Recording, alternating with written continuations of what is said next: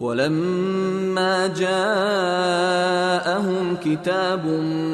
مِّنْ عِندِ اللَّهِ مُصَدِّقٌ لِّمَا مَعَهُمْ وَكَانُوا مِن قَبْلُ يَسْتَفْتِحُونَ عَلَى الَّذِينَ كَفَرُوا فَلَمَّا جَاءَهُم مَّا عَرَفُوا كَفَرُوا بِهِ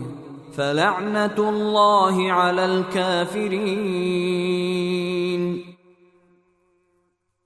اور جب ان کے پاس اللہ کی طرف سے وہ کتاب آئی یعنی قرآن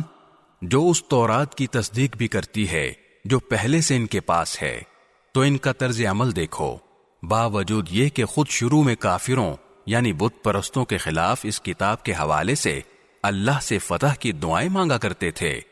مگر جب وہ چیز ان کے پاس آ گئی جسے انہوں نے پہچان بھی لیا تو اس کا انکار کر بیٹھے۔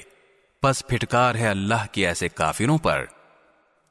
بئس ما اشتروا به انفسهم ان يكفروا بما انزل الله بغيا ان ينزل الله من فضله على من يشاء من عباده فباءوا بغضب على غضب وَلِلْكَافِرِينَ عَذَابٌ مُّهِينٌ۔ بری ہے وہ قیمت جس کے بدلے انہوں نے اپنی جانوں کو بیچ ڈالا ہے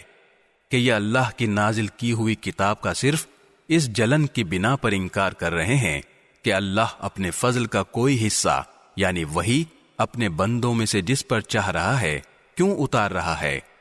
چنانچہ یہ اپنی اس جلن کی وجہ سے غضب بالائے غضب لے کر لوٹے ہیں، اور کافر لوگ ذلت آمیز سزا کے مستحق ہیں۔